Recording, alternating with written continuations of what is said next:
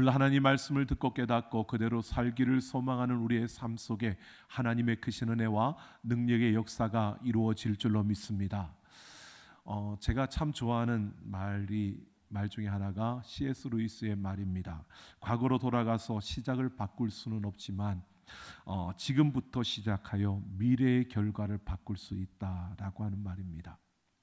여러분 어떻습니까? 여러분은 누군가 여러분의 잘못된 것을 이야기하고 그 잘못된 것을 알게 되고 그것을 깨닫게 되었을 때 여러분은 그걸 받아들이고 쉽게 바꾸어가는 분이십니까? 아니면 고집을 부리면서 여러분 그냥 내가 틀리지 않았다고 그렇게 여러분 주장하는 우기는 그러한 스타일이십니까?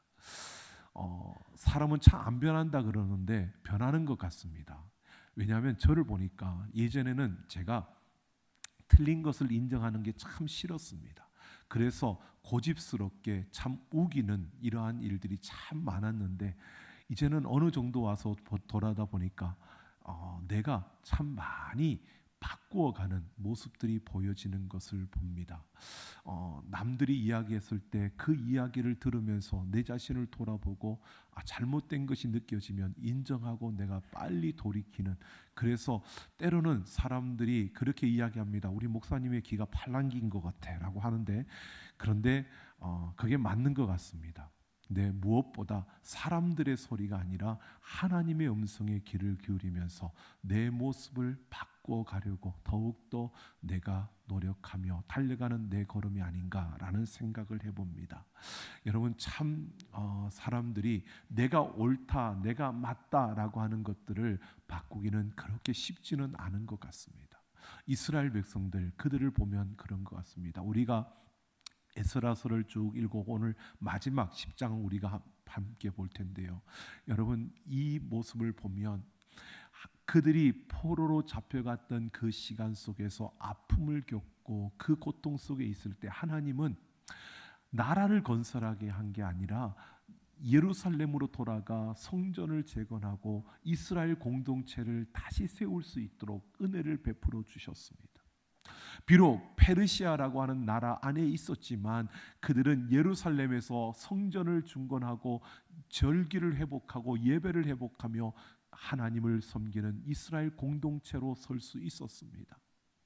그러면 그 믿음이 시간이 갈수록 더 좋아져야 되는데 그 다음 세대가 이어지면서 그들이 그 선조들이 지었던 죄와 똑같은 죄를 반복하는 모습을 보여줍니다. 하나님을 떠나고 하나님을 벗어난 그들의 모습을 하나님께서 다시 돌이키려고 말씀의 사람 에스라를 다시 일으켜서 그 땅으로 다시 귀환을 시킵니다. 이 이스라엘 공동체에 에스라라고 하는 말씀의 사람이 와서 이제 그들 가운데 새로운 개혁과 다시 그곳에 부흥을 일으키는 이러한 역사를 오늘 10장에 담아두고 있습니다. 오늘 에스라를 통해서 시작된 그 개혁과 부흥을 우리가 함께 살펴보면서요, 이 시대에 필요한 개혁과 부흥이 무엇이고 오늘 이 시대를 살아가는 우리들, 부흥의 날을 소망하며 나아가는, 주님 다시 오실 그날을 바라보며 한 걸음 한 걸음을 걸어가는 우리들은 어떻게 살아야 할 것인가, 어떻게 걸어가야 할 것인가를 함께 생각해 보려고 합니다. 오늘 1절을 보면 에스라가 성전에 앉아서 자복하며 죄를 자복하며 회개하고 있습니다. 에스라의 죄가 아닙니다. 그들이 이방인들과 결혼을 해서 이방인들의 신들을 받아들임으로 하나님도 섬기지만 이방신도 함께 섬기는 이런 혼합주의적인 모습이 이스라엘 공동체 안에 들어왔기 때문에 바로 그것으로 인하여 에스라가 하나님 앞에 죄를 자백하며 그가 회개하고 있는 겁니다. 그런데 놀라운 것은요, 에스라가 이렇게 회개하고 자복할 때에 여러분 그 백성들 가운데 많은 이들이 거기에 반응을 하는 겁니다.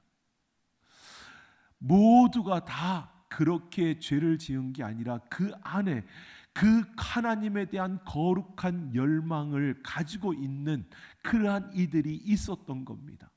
그러한 이들이 에스라가 죄를 자복하고 회개하는 이 모습을 보고요, 그들이 성전으로 나와서 그들이 함께 크게 통곡했다라고 합니다. 여러분, 지금 하나님은 이스라엘 공동체 안에 거룩함에 대한 열망을 가진 이들이 있었는데 드러나지 않고 있었던 그들을 자극해서 그들로 하여금 하나님 앞에 통곡할 수 있도록 에스라를 사용하고 있는 모습을 보여주고 있는 겁니다. 모두가 다 썩었어라고 이렇게 보여지는 모습처럼 보여지지만 이스라엘 공동체 안에 그래도 거룩함의 열망을 가진 이들이 있었고, 바로 한 사람 에스라를 통해서 하나님은 그들의 열망을 깨우고 그들을 하나님 앞으로 나아오게 하는 이 모습을 우리에게 보여주고 있습니다. 바로 여러분, 이러한 것입니다. 개혁과 부흥의 그 첫걸음은 한 사람으로부터 시작된다는 겁니다.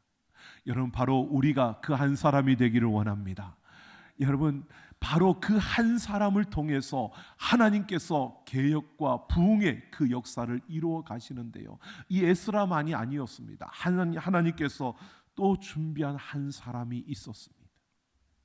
여러분, 그 에스라가 기도할 때 나온 거룩함을 열망하며 나왔던 그 사람들 가운데 스가냐라고 하는 한 사람이 있었습니다.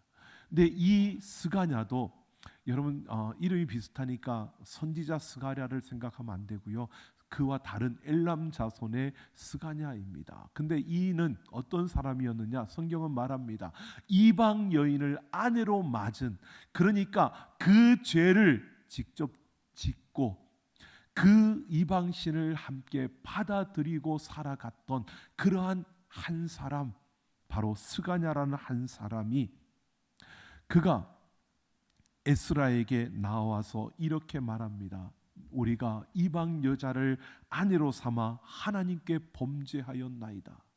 자신들의 죄를 인정하는 겁니다. 내가 이방 여인을 나의 아내로 삼아서 하나님이 하지 말라고 한, 신명기에서 하나님이 율법으로 그렇게 하지 말라고 했던 그 죄를 하나님 앞에 지었습니다라고 인정을 하는 겁니다. 그 죄를 인정하고요, 그가 에스라에게 이렇게 말합니다. 아직도 이스라엘에게는 소망이 있습니다. 희망이 있다라고 말하는 겁니다. 여러분, 하나님 앞에 회개하며 자복하고 있는 에스라에게 많은 이들이 함께 나와 통곡합니다. 그 가운데 한 사람 스가냐가 내가 이방 여인을 아내로 삼고 이렇게 하나님 앞에 죄를 지었습니다. 아직도 이스라엘에게는 그래도 소망이 있습니다 라고 하는 겁니다. 여러분, 그냥 그가 에스라를 위로하고픈 마음에 그냥 말을 하는, 그냥 에스라가 듣기 좋은 말을 하고 있는 그러한 것이 아니었습니다. 그 다음을 보면 3절을 보면요, 그가 이렇게 말합니다. 율법에 따라 이방인 아내들과 그들의 소생을 다 내보내기로 하나님 앞에 언약을 세웁시다. 그 언약을 하면 우리에게 소망이 있는 겁니다 라고 말하고 있는 겁니다. 지금 이 스가냐는요, 내가 하나님 앞에 죄를 지었습니다. 그런데 소망이 아직 우리에게 있습니다. 그 소망이 뭐냐 하면 우리의 죄를 인정하고 우리의 잘못된 그 걸음을 돌이켜서 죄의 문제, 하나님 앞에 죄가 되었던 그 문제를 우리가 해결하고 그 죄값을 치르더라도 우리가 그 하나님 앞에 모든 것을 언약한다면, 바로 서기를 돌이키기를 한다면 우리에게는 소망이 있는 겁니다 라고 에스라에게 말하고 있는 겁니다. 여러분, 이게요, 말로는 쉬운 겁니다. 한번 생각해 보십시오. 아무리 이방 여인이지만 결혼을 해서 한 가정을 이루고 살던 여인입니다. 그리고 그 여인과의 낳은 네 아들, 네 자녀입니다. 근데 그 여인과 그 자녀들을 그 공동체에서 내보낸다는 것은 여러분 쉬운 일이 아닙니다. 말로는 쉽게 그렇게 하자, 그렇게 하면 문제는 해결되겠다 할 수 있습니다. 그런데 그것을 그렇게 행할 수 있다는 것은 정말 어려운 겁니다. 근데 스가냐가 지금 이렇게 하나님 앞에서 우리가 행하면 희망이 있습니다, 소망이 있습니다라고 하는 것은요, 바로 이런 대가를 치르더라도 우리가 죄를 지은 그 대가가 우리에게 너무 끔찍하고 고통스럽고 아픔이 주어진다 할지라도 그 죄의 대가를 치를 수 있다면, 그 죄의 대가를 치르고 우리가 하나님 앞에 정결하고 거룩한 자로 서게 된다면 우리에게는 아직 소망이 있습니다. 하나님이 우리를 거룩하고 온전한 자리로 이끌어 주실 것이라고, 그 희망이 있다고 그가 말하고 있는 겁니다. 여러분, 개혁의 대상자입니다. 그런데 하나님이 그를 하나님 앞에 죄를 자복하고 인정하고 하나님 앞에 어떤 죄의 대가를 치르더라도 내가 돌이키면 하나님께서 나를 용서해 주시고 나를 받아주신다는 이러한 믿음을 가진 한 사람 스가냐를 세워서 하나님은 또 이 개혁의, 이 부흥의 길을 이끌어가고 있는 겁니다. 여러분, 오늘 우리는 참 복과 큰 은혜를 받은 이들입니다. 여러분, 우리를 위하여 예수님께서 우리의 죄를 대신하여 그 십자가에서 우리의 죄값을 대신 치러 주셨습니다. 그래서 우리는 예수 그리스도의 이름으로 하나님의 자녀가 되었고, 우리는 우리가 받아야 될 그 죄의 그 끔찍한 고통과 그 죽음을 우리는 받지 않아도 되는, 예수님께서 대신 우리를 위하여 그 죄에 대한 대가를 치러 주심으로 우리는 하나님의 자녀가 된 것입니다. 여러분, 그러기에 우리는 무엇보다도요 더 복되고 더 큰 은혜를 받은 것이, 우리는 예수 그리스도의 그 십자가의 보혈을 붙들고 그 십자가의 은혜 안에 서면 우리는 하나님 안에 언제나 소망을, 희망을 노래할 수 있는 자가 되었다는 것입니다. 여러분, 오늘 우리의 삶에서요 우리는 무엇보다도 하나님의 부흥과 개혁을 이룰 수 있는 그 한 사람의 자리에 우리는 설 수 있는 그러한 특권을 가진 자들입니다. 우리의 잘못된 걸음을 돌이키고 그 십자가의 보혈을 의지하며 하나님 앞에 서기만 하면 하나님께서 우리를 통해서 하나님의 놀라운 일들을 이루어 가실 줄로 믿습니다. 하나님의 개혁과 하나님의 그 부흥의 통로로 하나님께서는 우리를 사용하신다는 겁니다. 여러분, 우리는 무엇보다도 이렇게 부흥의 하나님이 찾으시는 부흥을 위한 그 한 사람, 그 한 사람이 되기 위해서요, 이 에스라처럼 여러분 불쌍히 여기는 그 공동체의 백성들을 긍휼히 여기는 그 마음을 가지고 예수 그리스도의 그 십자가 앞으로 나아가 십자가의 그 보혈을 붙들고 그 하나님 앞에 서는 우리 모두가 되기를 예수님의 이름으로 축원합니다. 여러분 보십시오. 이 스가냐의 제안을 에스라가 받아들였습니다. 그리고 에스라가 지도자들을 모읍니다. 그리고 지도자들에게 이 스가냐가 한 제안을 이야기하고요, 그들에게 받아들이겠느냐고, 그들이 받아들인다고 하니까 그들에게 맹세를 시키는 겁니다.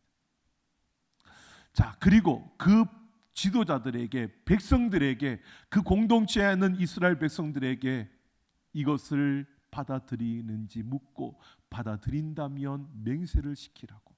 그러니까 모든 백성들이 그 지도자들 앞에서 그 제안을 받아들이고 그들이 맹세를 하는 겁니다. 여러분 보십시오.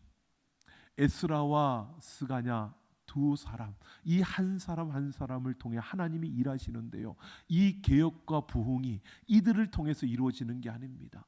아무리 좋은 제안을 했더라도 이 지도자들과 이 백성들이 그걸 그냥 그대로 받아들인 겁니다. 그들 안에 있는 이방 여인과 결혼한 자들이 그 아내와 그 자녀들을 그 공동체에서 내보내겠다고 그렇게 받아들이고 그 제안에 그들이 맹세를 하는 겁니다. 여러분, 사람이 할 수 있는 일이 아닙니다. 이거는 하나님이 하시는 겁니다. 여러분, 개혁과 부흥은 하나님이 하시는 줄로 믿습니다. 그 한 사람을 통해서 하나님이 일하시지만 그 사람이, 에스라라고 하는 이 사람이 이 모든 일을 이루는 것 같지만, 이 제안을 한 스가냐가 그렇게 멋지게 그 개혁을 이룬 것 같지만 실제로 그 모든 일을 이루시는 분은 우리 하나님이시라는 겁니다. 이 사실을 에스라는 너무나 잘 알고 있었어요. 하나님이 나를 통해 일하시는 거지 내가 하는 게 아니라는 것을 알고 있었습니다. 여러분 보십시오. 모두가 받아들이겠다고 맹세합니다. 그러면 어떻게 할까요? 보통 제 생각에는 그렇게 생각이 들었습니다. 모두가 다 그렇게 하겠다는 분위기입니다. 모두가 다 그렇게 하겠다고 맹세하는 이 흐름입니다. 그러면 이제 개혁을 시작하면 되는 겁니다. 개혁을 시작할 것 같아요. 근데 6절을 보십시오. 이 에스라는요, 그 분위기와 그 흐름 속에서 그는 개혁을 바로 시작하는 게 아니고요, 바로 보면 엘리야십의 아들 여호하난의 방으로 들어가 홀로 금식하며 기도했다라고 말하고 있습니다. 에스라가 갑자기요, 분위기와 그 흐름은 지금 개혁을 하면 딱 좋은 그러한 분위기와 흐름이 만들어졌는데 에스라가 실행을 하는 게 아니라 하나님 앞으로 들어가서 성전의 한 방으로 들어가서 거기에서 금식하며 홀로 기도하는 겁니다. 여러분, 제가 이 말씀을 묵상하며 계속해서 궁금했던, 마음에 드는 것이요, 에스라가 왜 그 흐름과 그 분위기를 타서 명분도 주어졌고 흐름도 만들어졌고 분위기도 다 잡혔으니까 그냥 실행하면 되는데 왜 여기서 멈추고 하나님 앞으로 나아가 기도하고 있을까? 여러분, 왜 에스라가 그랬을까요? 에스라는요, 이 부흥은, 이 개혁은 사람이 하는 게 아니라 하나님이 하시는 것을 그는 확신했기 때문에 하나님의 때를 맞추기 위해, 하나님의 그 방식을 따르기 위해서 하나님 앞에 기도하는 겁니다. 이 모든 것이 하나님의 은혜로 이루어지는 것이기에 그 하나님의 은혜를 구하고 하나님의 때를 구하는 것입니다. 여러분, 인간적으로 보면은 참 답답하다. 빨리 지금 분위기가 이렇게 무르익었을 때, 원래 물 들어올 때 노저으라고 지금 분위기가 막 무르익고 지금 막 흐름이 되어지는 이때에 지금 해야지 왜 뭐 하고 있는 거야 라고 이런 생각이 들어지는데, 에스라는요, 그 흐름과 그 분위기가 아니라 하나님의 뜻과 하나님의 방식을 따르기 위해서 하나님 앞으로 나아가 기도하고 있는 겁니다. 여러분, 오늘 우리는 이러한 에스라의 모습을 보십시오. 하나님이 나를 통해 일하시지만 내가 하는 것이 아니라 하나님이 하시는 것이기에 하나님의 그 은혜를 더욱더 구하고 모든 것이 그렇게 맞아 들어가는 그런 분위기와 흐름 속에서도요, 그가 조급해하거나 그러나 그가 또 자기 마음대로 자기 생각대로 자기 경험대로 움직이는 것이 아니라 하나님의 그 은혜를 구하면서 하나님의 때를 구하며 하나님 앞에 기도하는 에스라의 모습을 보여주고 있는 겁니다. 하나님의 놀라운 역사는 이렇게 하나님을 전적으로 의지하며 하나님의 은혜를 의지하며 하나님의 때를 기다릴 줄 아는 이 한 사람을 통해서 하나님의 부흥이, 하나님의 개혁이 이루어지는 줄로 믿습니다. 오늘 우리는 우리의 삶에서도 마찬가지입니다. 이보다 더 좋을 수는 없다라고 생각이 들 때 여러분 움직이지 마시고요, 그 순간에도 하나님의 은혜를 구하고 하나님의 때를 구할 수 있는 우리가 되기를 예수님의 이름으로 축원합니다. 이보다 더 좋을 수도 없다는 그때에는 내가 움직이는 게 아니라 그때는 더 조심스럽게 하나님이 원하시는 지금 이 순간에 하나님께서 하나님의 일을 이루시기 위해서 우리에게 무엇을 원하시는지를 볼 수 있는 그 기도의 자리로 들어가서 그 하나님의 은혜를 붙드는 우리의 모습이 되어질 때 우리는 우리를 통해서 하나님의 그 놀라운 부흥과 개혁의 일들이 이루어지는 것을 분명히 보게 된다는 것입니다.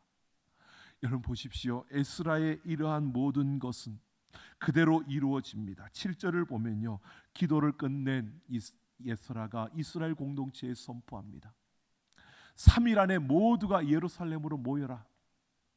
만약에 3일 안에 모이지 않는다면 너희는 이스라엘 공동체 안에서 다 끊어질 것이라고요. 공동체에서 끊어진다는 것은 그들이 끝난다는 겁니다. 이제 하나님의 백성의 그 테두리에서, 그 담장에서 벗어나게 되는 것을 말하는 겁니다. 여러분, 그 말을 듣고 이스라엘 백성들 모두가 모였습니다. 모두가 모였는데요. 거기에서 에스라가 이제 그 모인 그곳에 큰 비가 내렸다고 성경은 말합니다. 여러분, 그 당시 그들의 마음에는 큰 비, 이런 자연재해가 일어나면 그들은 이것이 전부 하나님께서 그들에게 임재하시는 그러한 증표로 보았습니다. 그러니까 그들은 죄인인데 하나님이 그곳에 임하였다는 이러한 큰 비가 내리니까 무서울 수밖에 없었고 두려울 수밖에 없었습니다. 그들에게 에스라가 선포합니다. 이제 너희가 맹세한 대로 너희의 이방 아내들과 이방 아내와 사이에 낳은 자녀들, 그 땅 사람들을 다 우리 공동체 안에서 내보내라는 겁니다. 그런데요, 보십시오. 그렇게 말했을 때 에스라의 그 말에 반대하는 지도자들이 나왔습니다. 여러분, 모두가 다 하나님이 하시는 일들이지만 그 안에 또 반대하는 이들이 나왔습니다. 반대하는 이들도 있었습니다. 하지만 에스라는 하나님의 일이기에 하나님의 때를 기다렸고 하나님의 방식을 그는 붙들었고, 그래서 그는 반대하는 이들이 있어도 그는 그것을 선포하고 나아갑니다. 그러자 백성들이요, 지금은 우기이고 추운 날씨니까 지도자들을 세워서 이것을 조사하게 하고 그리고 그 다음에 그것을 실행하자고 제안을 하자 에스라가 그걸 받아들이고요. 지도자들이 그들을 3개월 동안 조사한 결과가 18절부터 44절에 소개됩니다.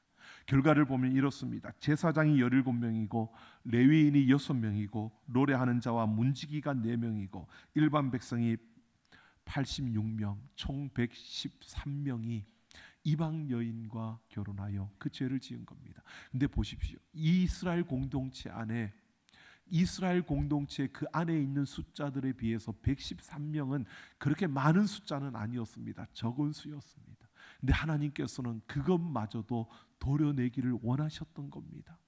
바로 적은 누룩이 밀가루의 온덩이에 퍼지는 것처럼 작은 그 죄악의 그 모습이 결국 이스라엘 공동체를 무너뜨리는 것이기에 하나님은 그것을 개혁하고 그 이스라엘 공동체의 새로운 부흥의 역사를 이루시고자 오늘 이 일들을 이루어 가신다는 것을 보여주고 있는 겁니다.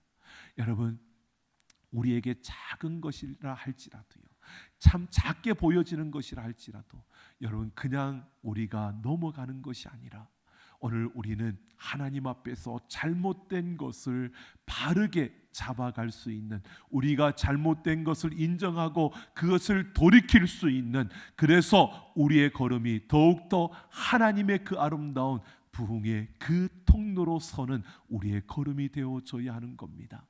여러분, 하나님은 한 사람, 에스라라고 하는 이 한 사람, 긍휼의 마음을 가지고 여러분 하나님 앞에서 그 눈물을 가진 사람, 그 한 사람을 통해서 일하는데 그 한 사람만이 아닙니다. 하나님께서는 스가냐라고 하는 이런 죄에서 돌이키며 하나님을 붙들고자 거룩한 열망을 가진 이들이 그 곁에 함께하게 하고 그리고 그 가운데 하나님의 놀라운 일들을 이루는데요, 에스라는 하나님의 때를 따라 하나님의 은혜 안에서 이 부흥이 일어남을 바라보고 그 하나님을 붙들고 있습니다. 그리고 그 작은 거지만 그러한 모든 잘못된 것을 도려내고 하나님 앞에 바로 서는 그러한 개혁을 통해 하나님의 참된 부흥을 이루고 있는 겁니다. 여러분, 오늘 우리의 삶에 이런 역사가 일어나기를 원합니다. 우리가 바로 하나님이 찾으시는 하나님의 그 개혁과 부흥을 위해서 이 시대 가운데 세우고자 하는 바로 그 한 사람이 되어지기를, 그래서 우리 마음에 긍휼의 마음을 품고요, 거룩한 열망을 가지고 십자가 앞에서 내 자신을 돌아보며 십자가의 그 보혈을 의지하고 나아가는 우리 모두가 되기를 예수님의 이름으로 축원합니다. 로마서 3장 23절을 보면 바울이 하나님이 이 예수를 화목제물로 삼으셨다라고 이렇게 말씀합니다. 그러면서 전에 지은 죄를 간과하심으로 자기의 의로우심을 나타내려 하심이라라고 말합니다. 이 말은요, 하나님께서 예수님을 화목제물로 삼았는데, 왜냐하면 우리의 죄, 우리가 이전에 지었던 우리의 모든 죄를 관과하심으로 바로 그 예수님께 맡겨서 그 죄값을 치르게 하심으로 우리에게 하나님의 의로움이 나타나게 하려고, 우리를 의롭게 하려고 그렇게 하셨다는 것입니다. 여러분, 우리가 뭔가를 잘해서 잘나서가 아니고요, 하나님은 은혜로 우리의 죄를 예수님께 맡겨주셨고, 예수님은 우리를 대신하여 그 죄값을 치러주신 겁니다. 그러기에 우리에게는 소망이 있는 겁니다. 그래서 우리에게는 희망이 있는 겁니다. 예수 그리스도가 우리의 참된 소망이고 희망인 줄로 믿습니다. 여러분, 이 세상에도 마찬가지입니다. 여러분, 우리가 살아가고 있는 이 세상에 참된 소망은 예수 그리스도밖에 없습니다. 인간의 죄의 문제를 해결하실 분은 예수 그리스도밖에 없고, 그 죄값을 십자가에서 자기의 생명으로 대신 치러주신 분은 예수 그리스도밖에 없는 것입니다. 그래서 우리는 이 땅에 예수님만이 유일한 소망이고 희망이라고, 예수님만이 생명이고 길이라고, 예수님만이 참된 생명이라고 우리가 증거하며 나아가는 것입니다. 오늘 우리의 한 걸음 한 걸음 속에서요, 우리가 이렇게 살아가길 원합니다. 우리를 품으신 아버지의 그 긍휼의 마음을 우리가 닮아가고요, 예수 그리스도의 그 십자가를 붙들고 우리의 잘못된 걸음, 여러분, 우리가 아무리 결심하고 결단하지만 여러분, 우리가 온전하게 완전하게 사는 삶을 살 수는 없습니다. 우리는 쓰러집니다. 우리는 연약하기 때문에 넘어집니다. 여러분, 우리의 생각 속에 수없이 많은 악한 생각들, 더러운 생각들, 여러분, 이기적인 생각들이 얼마나 많이 찾아옵니까? 근데 그런 가운데서도 우리에게 소망이 있다는 것은 예수 그리스도를 붙들 수 있는 그 특권이 우리에게 있고요, 예수 그리스도의 보혈이 우리에게 부어져 있기 때문입니다. 여러분, 그 소망 가운데서 우리가 한 걸음 한 걸음 하나님과 함께 달려가는, 하나님의 그 뜻을 이루어가는 우리의 삶이 되기를 예수님의 이름으로 축원합니다. 여러분, 종교개혁을 이루었던 그 루터 한번 보십시오. 그가 어떤 개혁을 이루기 위해서 종합적으로 뭔가를 준비하고 아주 철저하게 그가 뭔가를 계획했던 그런 인물은 아니었습니다. 그는 자기가 아무리 열심히 많은 것들을 해도 마음에 평안이 없고, 구원에 대한 염려와 또 여전히 죄를 짓고 있는 자신의 모습 속에서, 그가 모순적인 자신의 모습 속에서 갈등을 하는 겁니다.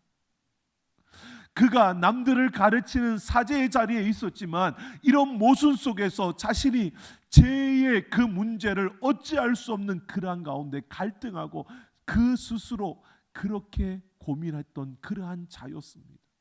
여러분, 루터가 그만큼 강인한 사람 아닙니다. 굉장히 연약한 사람이었습니다. 아주 소심한 사람이었습니다. 그래서 그 죄로 말미암아 자신이 이것을 어떻게 해결할까? 그래서 무릎으로 그 계단을 기어 올라가면서 자신의 그 죄를 자백해 보았지만 그래도 그 문제가 해결되지 않고, 그러는 가운데 의인은 믿음으로 말미암아 산다는 그 말씀을 깨닫고요, 예수 그리스도의 그 십자가의 보혈을 붙들고 그가 하나님 앞에서 일어서게 된 것입니다. 여러분, 그가 용감한 사람, 그가 아주 대담한 사람, 대범한 사람이었기 때문이 아니라 누구보다도 소심하고 누구보다도 참 찌질한 그러한 인간이었는데 하나님께서 그에게 은혜를 베풀어 주신 겁니다. 그래서 그는 예수 그리스도의 그 십자가를 붙들고 그가 일어나서 그가 개혁을 이루려고 한 것이 아니라 그 은혜에 감사하고 그 은혜에 기뻐하며 나아가는 그 걸음을 통해서 하나님이 개혁을 이루신 줄로 믿습니다. 오늘 우리가 바로 그런 삶을 살아내야 하는 겁니다. 우리 한 걸음 한 걸음이 여러분 긍휼의 마음을 품고요, 여러분 십자가를 붙들고 나아가는, 우리의 일상에서 때론 넘어지더라도 다시 십자가를 붙들고 일어서는, 우리가 길을 잃을지라도 다시 십자가 앞에서 길을 찾고 구하며 달려가는, 우리가 나아가는 걸음 속에 우리가 조금 빠르게 달려갔더라도 다시 그 자리에 머물러서 십자가를 붙들고 그 십자가 앞에서 하나님의 때를 구하며 달려갈 수 있는 우리의 걸음을 통해서 이 시대 가운데 하나님의 놀라운 부흥을 다시 일으켜 갈 수 있는 우리 모두가 되기를 예수님의 이름으로 축원합니다.